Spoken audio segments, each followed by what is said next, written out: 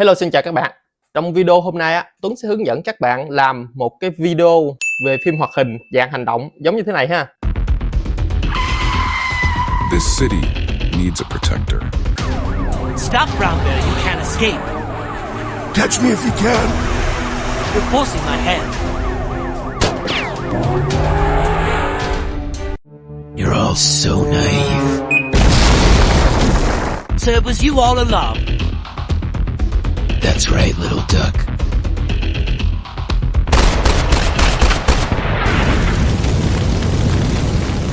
This is only the beginning.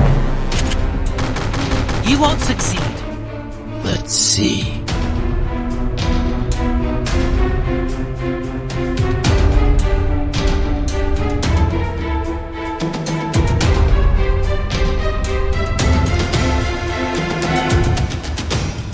Đây là một dạng video phim hoạt hình hành động mà chúng ta có thể làm bằng các công cụ AI. Hiện tại chúng ta có thể sử dụng các công cụ AI để chúng ta làm những dạng phim giống như thế này. Thậm chí là các bạn có thể làm hay hơn Tuấn nữa. Khi mà chúng ta sử dụng công cụ AI chúng ta sẽ kết hợp lại với nhau và chúng ta sẽ có một cái sản phẩm giống như thế này ha. Hiện tại các công cụ AI nó cũng đã rất là phát triển rồi và chúng ta có thể tận dụng nó vào việc mà chúng ta làm các dạng phim hoạt hình này để chúng ta xây kênh, hoặc là anh chị có thể dùng nó để cho làm những cái dạng giảng dạy như thế nào đấy. Bởi vì chúng ta có thể sử dụng rất là nhiều kịch bản khác nhau, nhiều cái dạng khác nhau. Chủ yếu là một cái mô típ chúng ta làm nó sẽ như thế nào ha. Thì trong video hôm nay Tuấn sẽ hướng dẫn cho các bạn về cái case dạng mà phim hoạt hình hành động như thế này. Chúng ta sẽ làm các bước từ kịch bản đến tạo hình ảnh đến tạo video, cuối cùng chúng ta sẽ chọn các phần âm thanh và chúng ta sẽ ghép lại ở trong CapCut để tạo thành một video hoàn chỉnh ha anh chị. Trong video hôm nay thì Tuấn sẽ hướng dẫn các anh chị rất là chi tiết các bước từ A tới Z để anh chị có thể làm ha. Và anh chị hoàn toàn có thể tạo ra một sản phẩm giống như thế này hoặc là tốt hơn nữa ha anh chị. Nếu như anh chị chưa biết thì cái dạng phim hoạt hình mà hành động như thế này có một cái lượng hút trend rất là nhiều. Ví dụ như một số dạng phim hoạt hình mà dạng hành động anh chị có thể thấy, ví dụ như là phim về Minion Kẻ cắp mặt trăng anh chị có thể thấy thì đây cũng là một cái dạng mà về hành động kết hợp với hài chẳng hạn. Đây là một trong những cái dạng mà chúng ta đã thấy và nó rất là thành công ở trên thị trường anh chị. Ngoài ra ví dụ như một số mà dạng phim hoạt hình hành động khác ở trên YouTube mà anh chị có thể thấy, ví dụ như là Cảnh sát trưởng Labrador nè. Nếu như anh chị có con thì anh chị sẽ thấy là ở trên cái kênh đó cái dạng phim hoạt hình này nó rất là phát triển anh chị. Đây là cái kênh mà về Cảnh sát trưởng Labrador anh chị, rất là phát triển. Nó cũng là một cái dạng phim hoạt hình mà về hành động như thế này đấy. Nó dạy cho em bé các cách để như thế nào để chúng ta có thể học tập hoặc là xử lý các tình huống vào những cái tình huống cụ thể như thế nào anh chị. Đây là cũng là một cái dạng rất là hay. Và những cái video này anh chị có thể thấy lượt view rất là nhiều anh chị. Đây là những cái dạng phim hoạt hình đã được chuyển hóa ra thành tiếng Việt rồi. Còn nếu như ở cái bản mà tiếng Anh thì cái lượng truy cập và cái lượng xem rất là nhiều anh chị. Đây anh chị có thể thấy vài tháng thôi nó đã 5-7 triệu view rồi. Đấy là một trong những cái dạng mà người ta có thể làm được. Nếu đây là lần đầu tiên mà anh chị đến với kênh mình thì mình xin giới thiệu mình là Tuấn từ channel Nghề Công Sở, và channel của mình thì chuyên chia sẻ các kiến thức về AI cũng như là áp dụng thực tế vào cuộc sống và công việc anh chị. Anh chị có thể xem rất là nhiều video trên channel của mình và có thể thực hành theo anh chị. Nếu mà anh chị thấy video này hay, anh chị cho mình một like, một subscribe video này nhé. Và rất là cảm ơn anh chị. Chúng ta sẽ bắt đầu ngay vào video phim hoạt hình dạng hành động ha. Đầu tiên chúng ta sẽ tạo kịch bản anh chị. Thì anh chị có thể sử dụng rất là nhiều công cụ AI, ví dụ như ChatGPT 4o này, hoặc là Gemini, hoặc là Copilot gì đấy, thì chúng ta có thể tạo được kịch bản hết. Ở trong hôm nay thì chúng ta sẽ sử dụng bản ChatGPT 4o ha.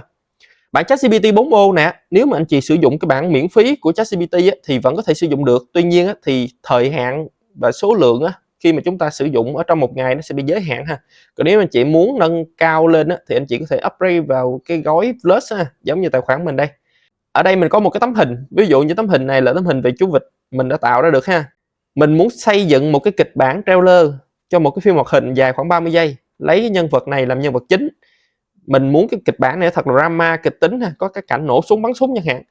Thì nếu như anh chị muốn những cái dạng hoạt hình khác, hoặc là những cái dạng mà phim hành động khác, hoặc là những dạng mà có thể là nó tình cảm hơn như thế nào đấy, thì chúng ta vẫn có thể yêu cầu ChatGPT 4o ha. Phần kịch bản này phần quan trọng nhất nha anh chị, nên chúng ta hãy viết nó cho chính xác ha. Từ cái kịch bản này thì nó sẽ cho mình một cốt truyện giống như thế này. Ví dụ như ở trong cái đoạn trailer mình chị vừa xem á, đó là nhân vật chính á, là Detective Duck ha, là một thám tử vịt có quá khứ bí ẩn ha, từng là một điệp viên của một tổ chức bí mật, nhưng mà sau khi bị phản bội á, thì anh quyết định giải nghệ ha, trở thành một thám tử tư, điều tra các vụ án bí ẩn của thế giới động vật. Đấy là một cái cốt truyện mà khi mà giới thiệu về sơ qua về nhân vật ha.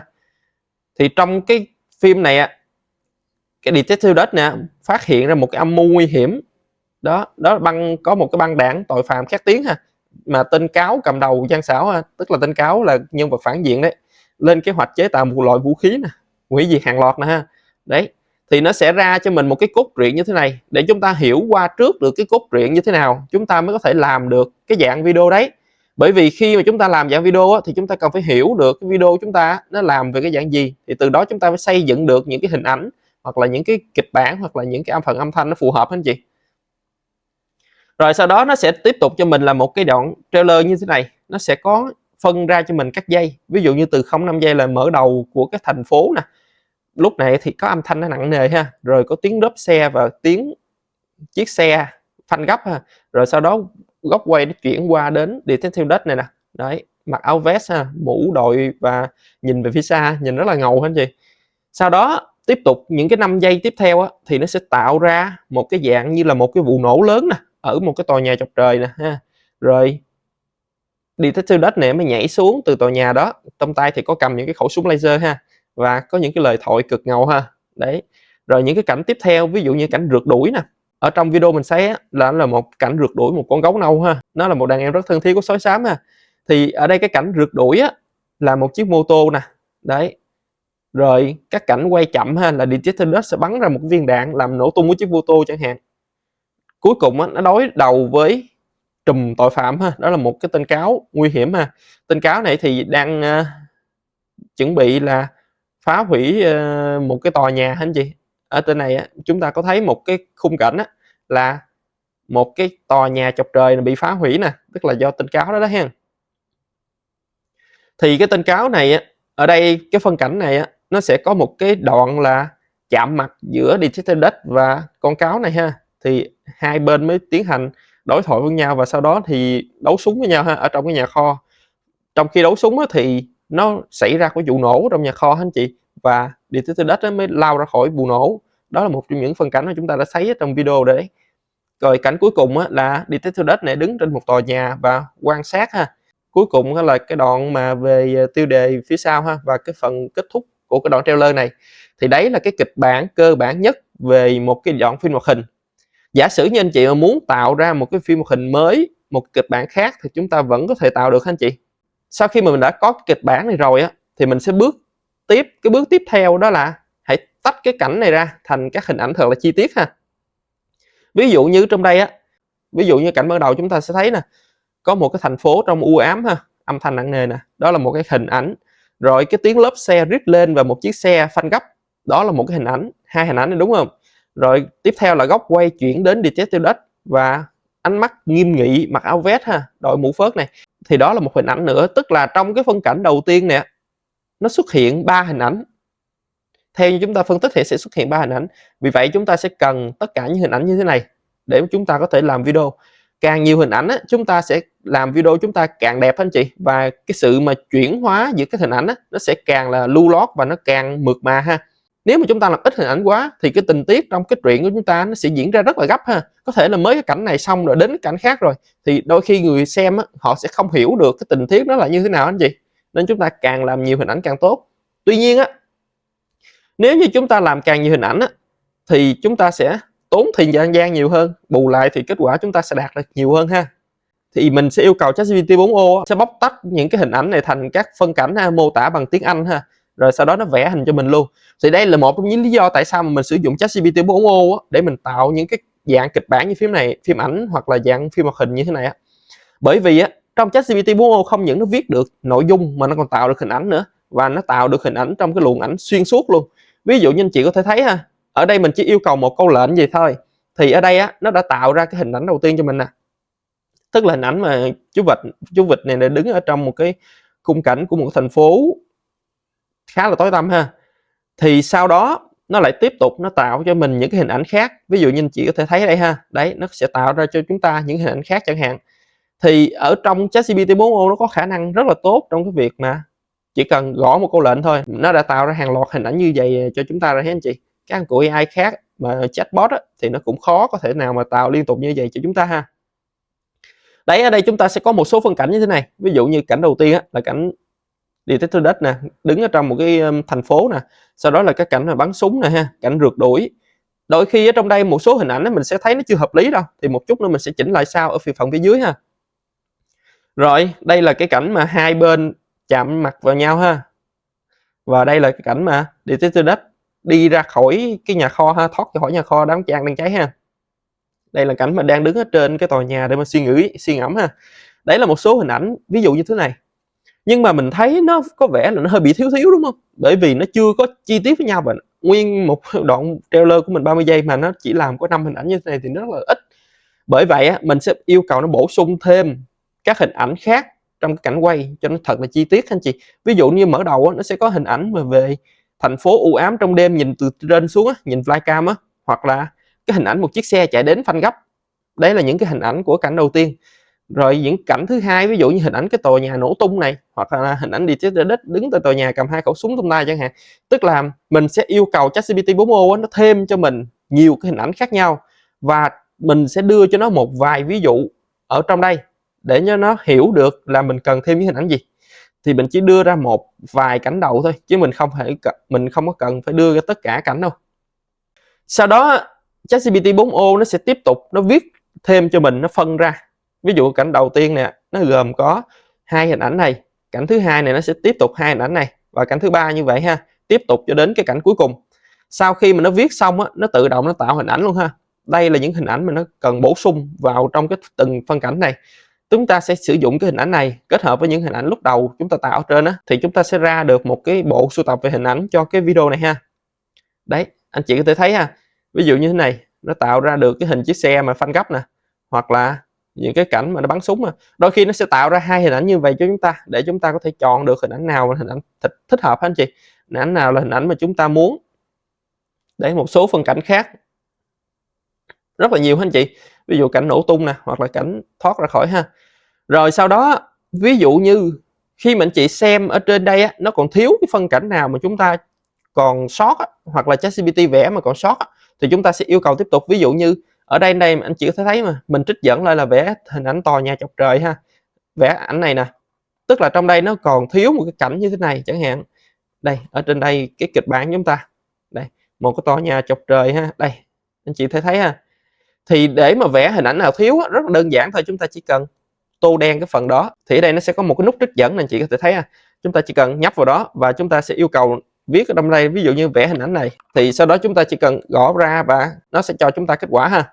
Khi mà nó vẽ xong á, thì thiếu những phân cảnh nào anh chị cứ bổ sung tiếp ví dụ như phân cảnh mà về cái viên đạn bay ra khỏi khẩu súng ha, hoặc là detector đất nè, cầm 2 cái khẩu súng laser nè, đấy, hoặc là xuất hiện cực ngầu vào cái lúc mà cuối phim ha chẳng hạn.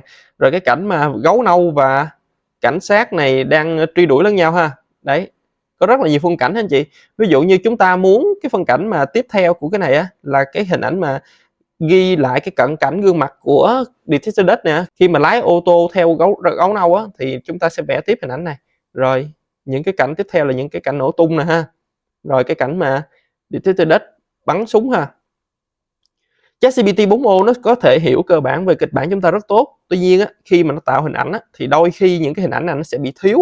Vì vậy chúng ta cần phải bổ sung thêm vào đây.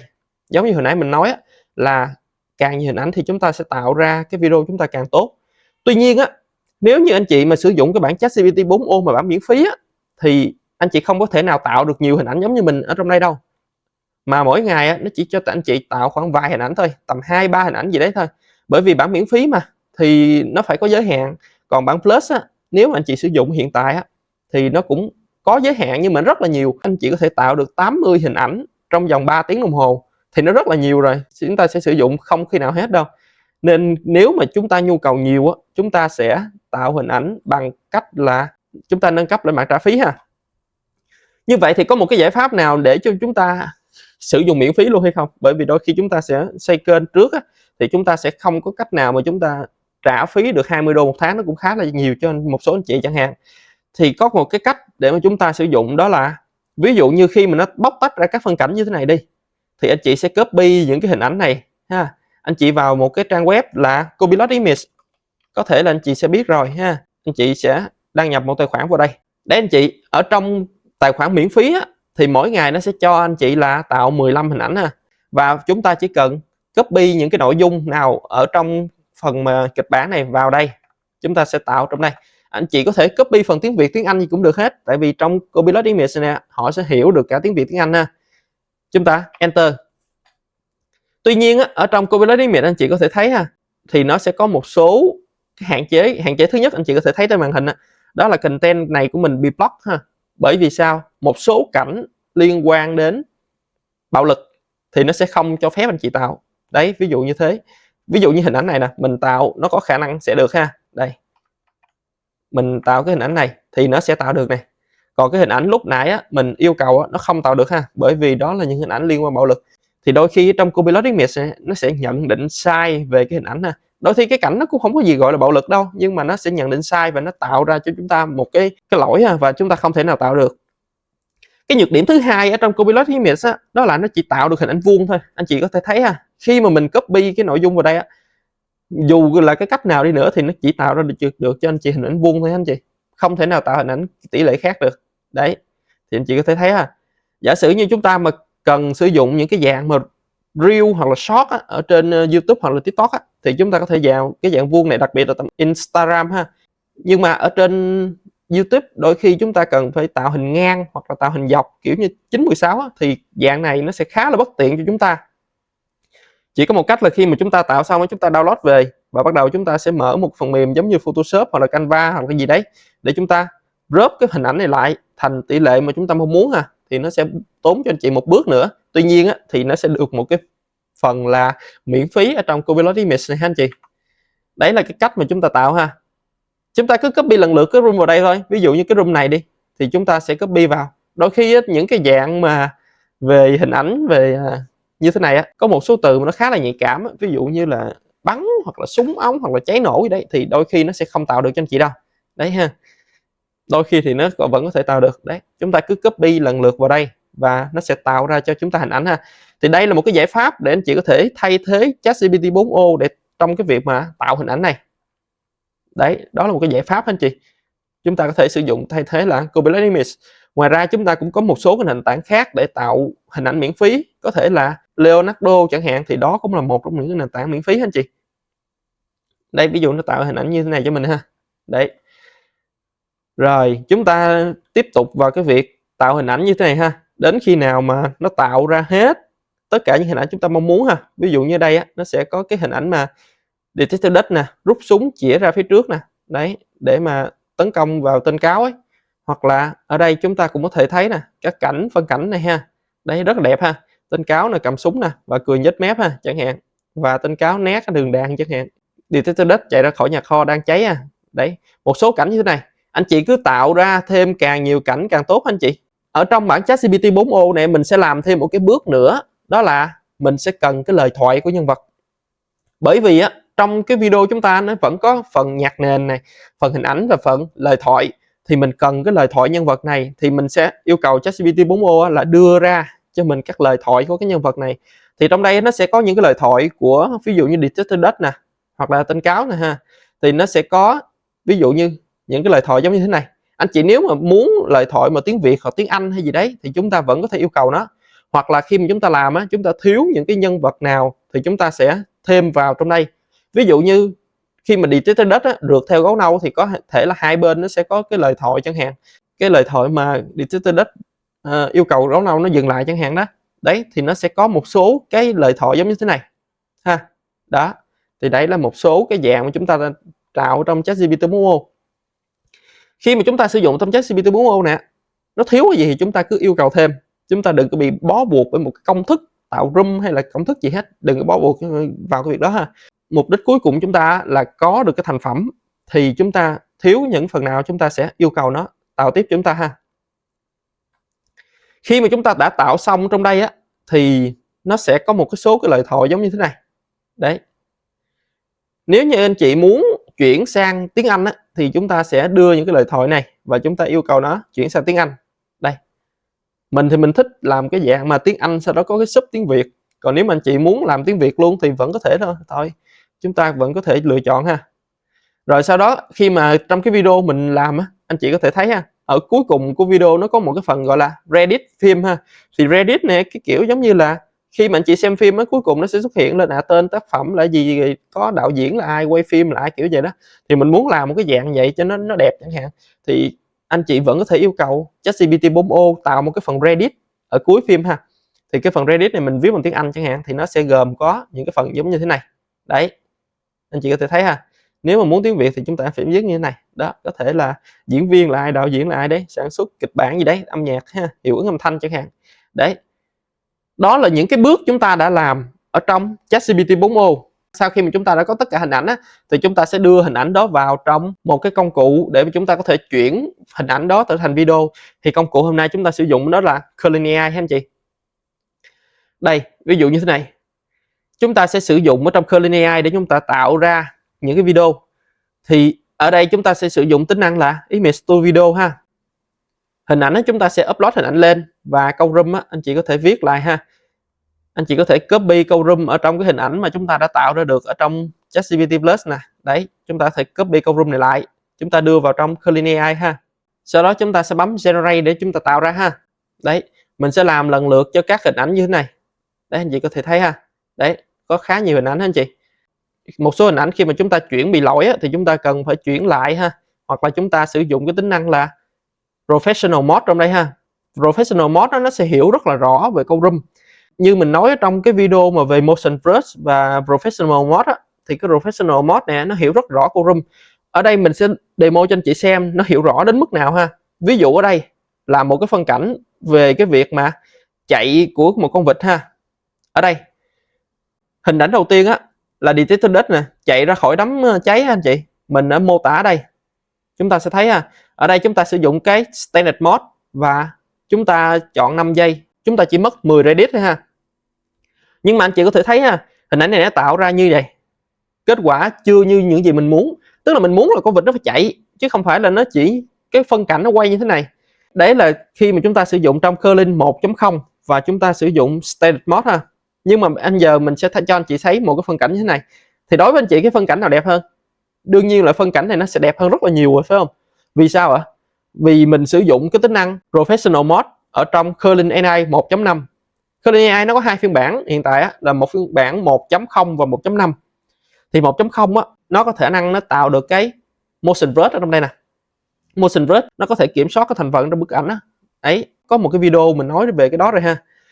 Nhưng mà nó sẽ không có hiểu rõ được cái câu room bằng bản 1.5. Bản 1.5 á, khi người ta cập nhật ra thì nó hiểu rất là rõ câu room anh chị. Câu room nó hiểu ra rất là tốt ha. Tuy nhiên bù lại thì chúng ta sẽ không có sử dụng được tính năng Motion Brush, tức là chúng ta không kiểm soát được thành phần ở trong đây. Có thể là sắp tới họ sẽ update thêm, nhưng mà bây giờ thì chúng ta sẽ không sử dụng được. Và một cái nữa là cái phần Reddit chúng ta mất á, nó khá là nhiều ha. Một cái tính năng Professional Mode ở trong đây nó mất 35 Reddit, chị có thể thấy ha.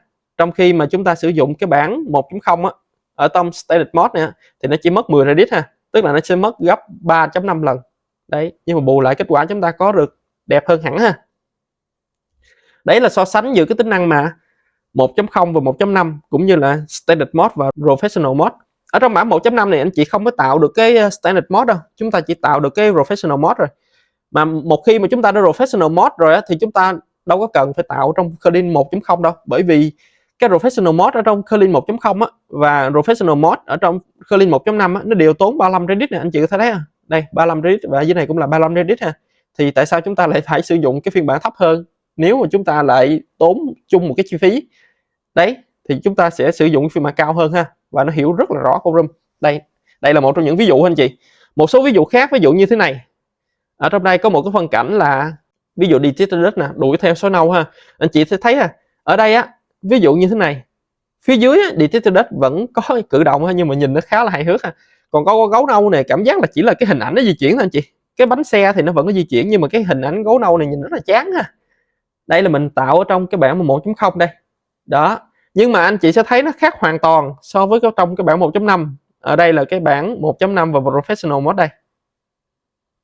Đấy, anh chị sẽ thấy nó khác hoàn toàn ha. Kết quả khác hoàn toàn anh chị.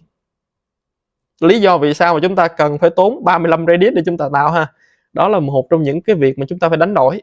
Nếu như anh chị muốn cái phần Reddit ít á, thì chúng ta có thể tạo ra cái bản Standard Mode. Nhưng mà giả sử như ở trong cái bản miễn phí mà khi chúng ta sử dụng á, mỗi ngày chúng ta chỉ có 66 Reddit thôi. Nếu mà anh chị tạo cái Professional Mode này thì nó phải tốn 70 Reddit thôi. Chúng ta cũng không tạo được cả hai hình ảnh đó, chúng ta chỉ tạo được một hình ảnh thôi. Khi mà chúng ta cần sử dụng ở trong cái bản Curling AI này thì tốt nhất là chúng ta cũng nên hãy nâng cấp lên. Thì nâng cấp bằng cách nào? Khi mà chúng ta login vào đây á, anh chị sẽ thấy ở đây nó sẽ có một cái bảng nè, thấy không? Ở đây mình sẽ có một cái gói nè, anh chị nhấp vào đây thì nó sẽ đưa cho chúng ta một cái bảng tính là các gói mà hiện tại chúng ta đã có. Ví dụ như đây anh chị mua theo năm á, thì theo năm là 79,2 đô cho gói chuẩn chẳng hạn. Còn gói theo tháng á, nó là 8,8 đô một tháng. Còn nếu mà mua một tháng thôi thì là 10 đô. Đương nhiên là chúng ta càng mua nhiều á, thì cái chi phí nó càng rẻ rồi. Đó là quy luật anh chị. Khi mà chúng ta mua cái gói 10 đô, cái gói standard trong đây á, thì nó được 660 Reddit. Và anh chị hỏi mình đó là cái gói standard trong đây tạo có nhanh hay không? Thì nhanh nha anh chị. Một cái hình ảnh như thế này á, chúng ta tạo mất từ 3 tới 6 phút là đã tạo ra xong một cái hình ảnh 5 giây như thế này.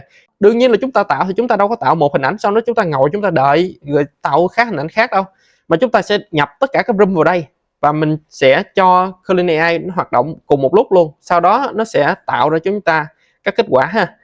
Đấy, còn nếu như bản free thì kết quả nó như thế nào? Bản free đợi rất lâu anh chị.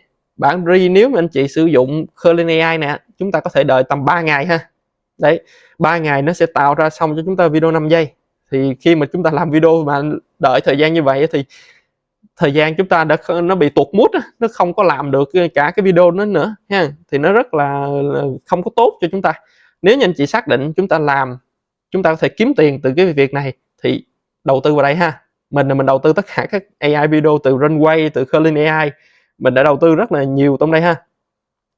Đấy, chúng ta sẽ tạo ra các phân cảnh ở trong đây từ những hình ảnh ở trong ChatGPT Plus nè, hoặc là từ những hình ảnh như thế này chúng ta sẽ bắt đầu chúng ta tạo ra anh chị. Đấy, chúng ta sẽ bắt đầu tạo ra tất cả những video ở trong Curling AI ha. Chúng ta sẽ đưa hình ảnh vào đây và chúng ta đưa câu room vào đây. Sau khi có những phân cảnh đã tạo ra được ở trong Curling AI, chúng ta sẽ tiếp tục cái bước là chuyển văn bản thành giọng nói. Ví dụ như trong đây mình muốn sử dụng tiếng Anh. Ở đây là các giọng nói của Detective Duck nè. Đó, giọng nói của con gấu xám nè và giọng nói con cáo này chẳng hạn. Đấy, thì mình sẽ bắt đầu mình chuyển những giọng nói này thành những cái phần văn bản thành giọng nói ha. Công cụ chúng ta sử dụng hôm nay á, đó là TTS OpenAI. Anh chị có thể sử dụng Eleven Lab cũng được hoặc là VB cũng được. VB thì rất là mạnh trong việc mà chuyển những văn bản thành giọng nói ở trong tiếng Việt anh chị. Còn ở trong tiếng Anh á, thì mình thấy là TTS OpenAI khá là mạnh ha. Ngoài ra nó còn miễn phí nữa nên chúng ta có thể sử dụng rất là dễ dàng. Mình chỉ cần copy những cái phần này vào đây, mình đưa vào TTS OpenAI ha. Một cái mẹo khi mà anh chị muốn những cái phần này nó giãn cách ra là chúng ta hãy thêm ở đây một cái enter vào đây ha, cho nó khoảng cách ra như thế này. Thì khi mà nó đọc đến đoạn này thì nó sẽ ngừng lại một tí để nó đọc tiếp đoạn này, thì chúng ta dễ cắt ghép ở trong CapCut thôi chứ nó cũng không có gì hết. Sau đó mình sẽ chọn cái giọng đọc của nhân vật. Thì chọn giọng đọc nhân vật này là một cái bước rất là khó khăn anh chị. Nó không phải khó trong cái việc mà thực hiện, mà là nó khó trong cái việc mà chúng ta chọn cái nhân vật nào cho nó phù hợp. Ví dụ như nhân vật ở Detective Duck chúng ta làm theo dạng là cũng hơi lớn tuổi một tí đi chẳng hạn, thì chúng ta có thể chọn cái giọng hơi lớn tuổi một tí. Ví dụ như trong đây có thể là giọng của những cái người này nè, chị có thể lọc trong đây ha, giọng người nam chẳng hạn, theo cái độ tuổi lớn này, hoặc là theo cái tông giọng, ví dụ như giọng chuẩn theo Mỹ hoặc là giọng chuẩn theo Anh, Úc gì đấy, thì chúng ta có thể chọn ha. Trong đây cũng có giọng Việt Nam luôn nhá. Đấy, có giọng Việt Nam luôn ha.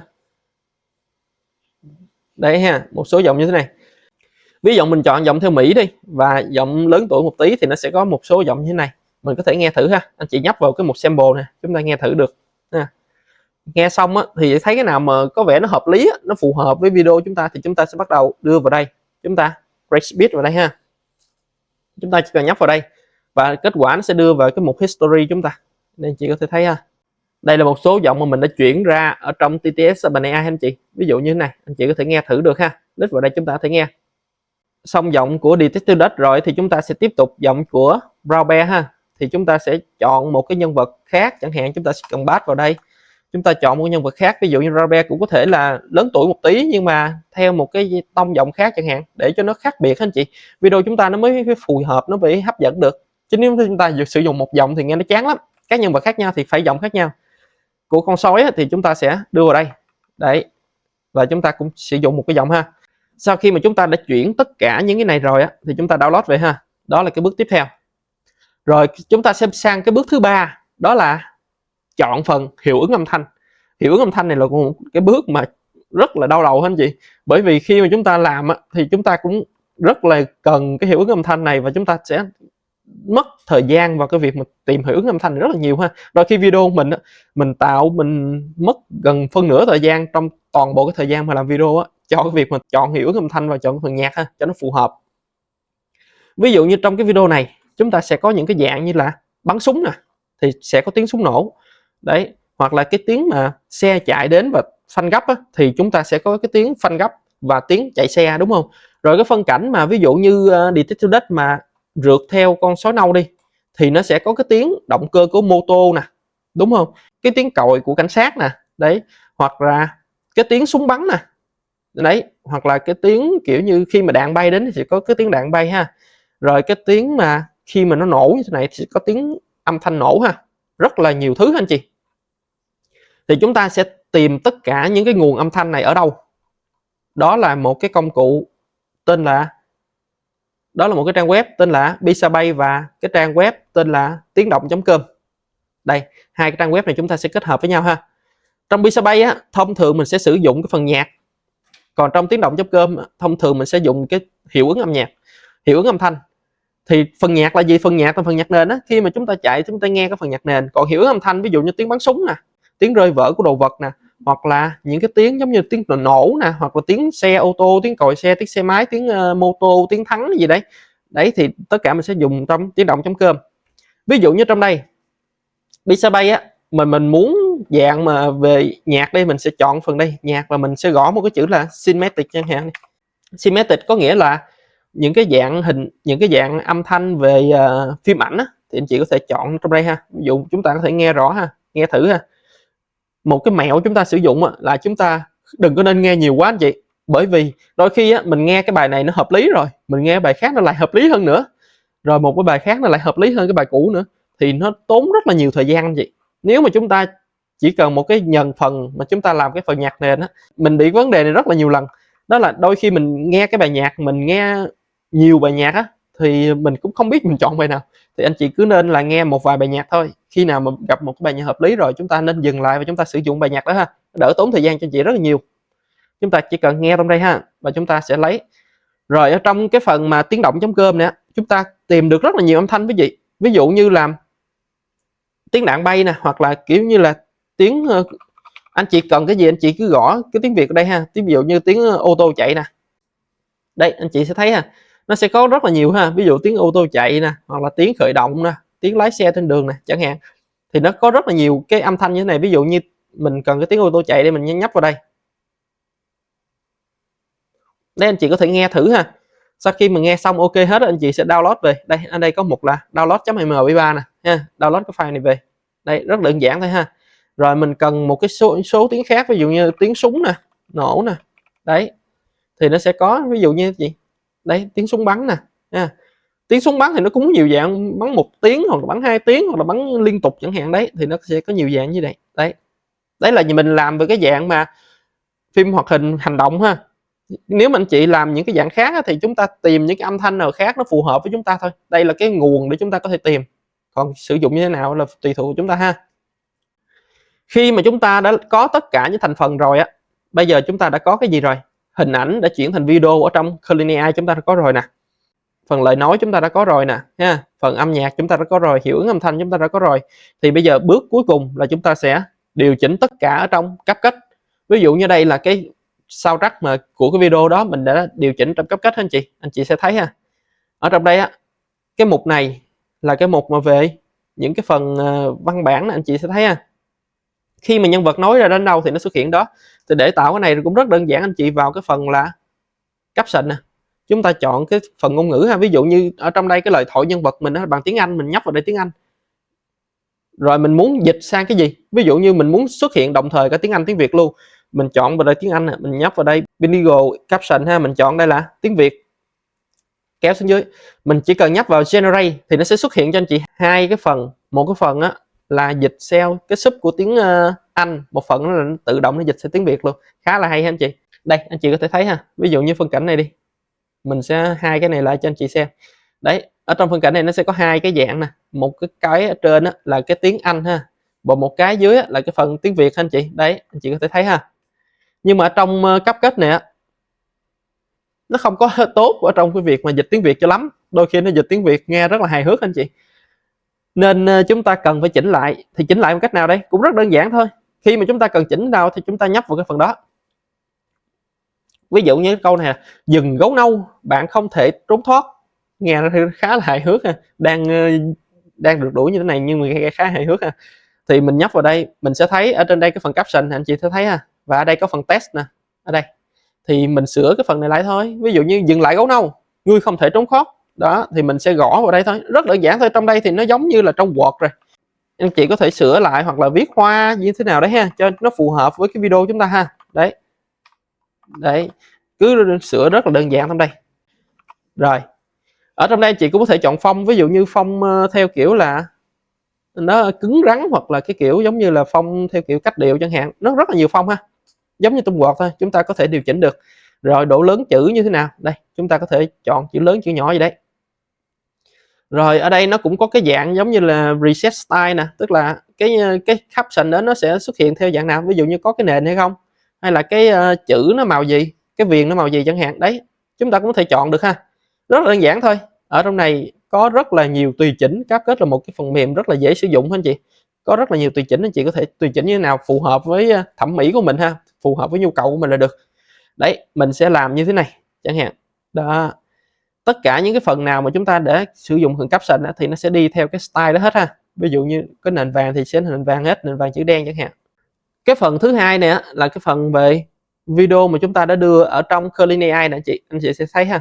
Đây, chúng ta đưa vào đây, cắt ghép những cái đoạn nào mà chúng ta mong muốn ha. Có những cái phân cảnh nó sẽ xuất hiện nhanh, ví dụ như thế này thì chúng ta sẽ cho nó tua nhanh lên chẳng hạn, thì chỉ cần nhấp vào video, anh chị vào cái phần speed nè, chúng ta kéo lên, ví dụ như tăng lên 2 lần hoặc là tăng lên 3 lần gì đấy, thì nó sẽ tăng lên theo như chúng ta mong muốn ha. Có những cảnh nào mà chúng ta muốn nó chậm đi thì chúng ta sẽ kéo nó về lại, ví dụ như 0.7 0.6 gì đấy thì nó sẽ chậm đi. Cái này rất là đơn giản rồi. Trong Curly AI thì đôi khi nó không phải lúc nào nó tạo ra cái phân cảnh nó cũng sử dụng được hết, mà đôi khi nó chỉ có một số cái phân cảnh là chúng ta sử dụng được thôi, thì chúng ta có thể cắt bỏ những phân cảnh bị lỗi ha, chúng ta bỏ đi. Rồi cái bước tiếp theo là cái bước mà khá là tốn thời gian nữa, đó là chúng ta sẽ đưa các hiệu ứng âm thanh vào đây. Anh chị có thể thấy ha, những cái soundtrack của mình đây rất là nhiều cái hiệu ứng âm thanh trong đây ha anh chị. Thì trong đây nó có cái gì đây, ví dụ như cái track đầu tiên á là cái phần này nè, là mình đưa vào những cái phần lời thoại nhân vật á. Ví dụ như phần lời thoại nhân vật đọc cái gì thì nó sẽ xuất hiện cái track đầu tiên này. Cái track thứ hai này trở xuống á, đó là cái track mà về âm thanh. Ví dụ như có thể là cái hiệu ứng xuất hiện này có thể là cái tiếng phanh xe nè, rồi có phần nhạc nền này chẳng hạn, rồi cái hiệu ứng này có thể là cái tiếng rượt đuổi nè, rồi cái tiếng kiểu như là tiếng ô tô chạy nè, tiếng còi báo động của ô tô nè, hoặc là tiếng mô tô này. Nó rất là nhiều anh chị. Rồi ví dụ như những cái cảnh này đi thì sẽ có tiếng là súng nổ nè, tiếng nổ bơm nè. Đấy, rất là nhiều ha. Chúng ta cứ đưa vào đây theo những cái gì mà chúng ta mong muốn á. Bởi vì làm video thì mỗi người mỗi kiểu mà, chúng ta có thể tùy chỉnh theo những cái gì chúng ta thích ha. Đấy, căn chỉnh thời gian như thế nào cho nó hợp lý và chúng ta sẽ đưa vào đây ha anh chị. Rồi trong đây nó có thêm hai cái mà đôi khi anh chị sẽ không biết cách làm như thế nào. Ví dụ như anh chị có thể thấy, để ý là cái video mình khi mà đến đây thì nó sẽ chuyển sang cái màu đen như thế này ha. Cái nền nó đen như thế này và ở dưới nó sẽ có chữ lên như thế này. Thì anh chị sẽ làm cách nào? Rồi đồng thời cái phần nhạc nó cũng sẽ lớn lên, đúng không? Cái phần nhạc nó lớn lên tại vì lúc này nó hết hiệu ứng âm thanh hoặc là hết cái lời nói nhân vật rồi. Để làm cái phần nhạc lớn lên anh chị sẽ sử dụng cái tính năng là keyframe ở trong CapCut. Ví dụ như trong CapCut anh chị có thể thấy là hai cái phần mục tiêu nhỏ nhỏ dưới này là của mình nè, anh chị có thể thấy, mình zoom ra cho anh chị xem. Đấy, ở đây nó có hai cái phần nhỏ nè, hai cái hình thoi á, thì hình thoi này tức là cái keyframe anh chị. Tức là chúng ta sử dụng keyframe này như thế nào? Ở đây chúng ta đang muốn cái âm thanh nó lớn lên đúng không? Thì chúng ta sẽ sử dụng cái keyframe của âm thanh bằng cách nào? Bằng cách là ở đây anh chị sẽ thấy có phần volume nè. Ở đây nó đang là 0 decibel nè anh chị thấy không? khi mà chúng ta kéo lên trên á, thì nó lớn hơn và kéo xuống dưới thì nhỏ hơn, đó rất đơn giản ha. Rồi mình muốn ở đây, giả sử mình muốn ngay cái thời điểm này là cái âm thanh nó bắt đầu nó chuyển lên ha, từ nhỏ lên lớn, thì anh chị nhấp vào đây, chị bấm vào cái hình thôi ở kế bên cái chữ volume ha. Sau đó mình đến cái đoạn nào mình muốn lớn nữa, thì ví dụ như đến cái đoạn này mình muốn lớn thì mình sẽ kéo lên đây đến cái đoạn này ha, và mình sẽ tiếp tục mình bấm vào cái keyframe thứ hai. Sau đó mình tăng cái độ lớn lên nào mình mong muốn, ví dụ như mình muốn lớn lên cỡ này, đấy anh chị sẽ thấy ở dưới ha, nó sẽ chạy theo như những gì mình đã kéo lên ha. Đây nó có một cái đường thẳng đi lên ha, tức là âm thanh nó đi từ đây tới đây, nó sẽ một cái âm thanh nó chung cái độ lớn, sau từ đây nó sẽ tăng lên dần dần đến đây, nó tăng đến cuối cái phần video luôn. Đó là cách chúng ta sử dụng keyframe ha. Keyframe này nếu mà anh chị biết sử dụng á, sử dụng rất là tốt anh chị, nó có khả năng nó biến đổi cái video chúng ta rất là hay ha. Còn cái phần thứ hai là cái phần mà về cái hình ảnh này, chúng ta sẽ làm nó như thế nào. Ví dụ như tới đây nó đang chạy như thế này, đến đây nó đông cứng lại như thế này, thì rất là đơn giản thôi, đó là sử dụng cái tính năng freeze ở trong cái cấp cách luôn. Ví dụ như khi lên đây là một cái đoạn video nè, anh chị muốn ngừng lại cái đoạn nào thì chúng ta chỉ cần đưa chuột đến thời điểm đó, chúng ta sẽ có một cái icon bên này nè. Ở đây chúng ta sẽ có một icon, anh chị thấy nè, icon hình cửa sổ nè, mình rơi chuột đây anh chị sẽ thấy chữ freeze, mình nhấp vào đây á, thì nó sẽ đóng băng cái khung hình này lại. Anh chị sẽ thấy không, mình kéo á, thì cái khung hình nó không có di chuyển nè ha. Đó, đến cái khung hình tiếp theo thì nó bắt đầu di chuyển ha. Đó, thì đây là tính năng freeze ở trong CapCut luôn. Anh chị có thể kéo dài cái đoạn freeze này ra bao nhiêu cũng được ha. Đây, ví dụ như kéo dài ra bao nhiêu cũng được, kéo dài hoặc kéo ngắn lại bao nhiêu cũng được hết. Đó là sử dụng freeze ở trong CapCut. Thì để mà freeze mà giống như mình á, khi mà freeze xong á thì nó giảm cái độ sáng lại thôi. Nhấp vào cái phần mà anh chị muốn cho nó giảm độ sáng á, anh chị vào cái phần backseat nè, chọn vào blend ha. Ở đây chúng ta sẽ kéo nó xuống, ví dụ như thế này. Đó, kéo xuống cỡ 20-30% gì đấy là bắt đầu nó sẽ tối lại ha. Đó là cách mà khi mà chúng ta sử dụng ở trong đây ha. Rồi sử dụng cái tính năng mà cái chữ mà nó chạy dưới chạy lên như thế này bằng cách nào? Đó là sử dụng cái tính năng keyframe á, hồi nãy mình nói á. Nhưng mà thay vì bây giờ mình keyframe theo cái dạng âm thanh thì mình sẽ keyframe theo cái dạng là vị trí của cái hình. Ví dụ như trên đây anh chị có thể thấy là nguyên cái khung chữ của mình nè, nó sẽ có hai cái hình thoi, anh chị thấy à? Ở đầu tiên nó có một cái hình thoi và ở dưới cuối cùng nó có một cái hình thoi, anh chị thấy nè. Thì cái hình thoi đầu tiên nè, mình đặt cái keyframe đó là về cái position, anh chị sẽ thấy nè, position tức là vị trí á, tức là chúng ta kéo nguyên cái khung đó về khỏi cái video, nó nằm mút ở dưới luôn. Đây, cái khung của chúng ta nó nằm ở dưới này nè, tức là nó xuất hiện, nó nằm ở khỏi cái video. Sau đó chúng ta sẽ kéo đến cái đoạn cuối cùng, khi nào mà chúng ta muốn nó xuất hiện á, thì chúng ta sẽ đưa đây ha. Anh chị sẽ thấy cái khung của mình nó nằm ở đâu rồi, khung mình nó đang nằm ở trên nè, anh chị sẽ thấy ha. Đây, nó từ ở dưới này nó di chuyển lên trên, thì chúng ta sẽ bấm tiếp tục vào cái phần mà position, và cái position này anh chị sẽ thấy này, mình sẽ kéo lên trên, mình chỉ cần đưa cái này, mình chỉ cần đưa cái đoạn hình này nè, mình kéo lên như thế này nè, thì cái position nó tự động nó hiển thị lên nha anh chị. Chúng ta cũng không cần nhấp đâu nè, nó tự động hiển thị ha, thì nó sẽ chạy theo những gì chúng ta muốn ha. Đấy, rất đơn giản anh chị. Cái keyframe ở trong CapCut á, nếu mà anh chị biết sử dụng á, sử dụng nó rất là ảo ma ha. Ok anh chị, đó là cái cách mà chúng ta làm cái video dạng phim hoạt hình hành động như thế này. Chúng ta có thể tận dụng cái cách này, chúng ta làm được rất là nhiều cái dạng video khác nhau. Không những là về hành động như thế này mà chúng ta có thể làm rất là nhiều cái dạng anh chị. Chỉ với các công cụ miễn phí là chúng ta đã làm được rồi. Đương nhiên á, là với công cụ trả phí thì chúng ta sẽ làm nó tốt hơn, kết quả nó tốt hơn rất là nhiều.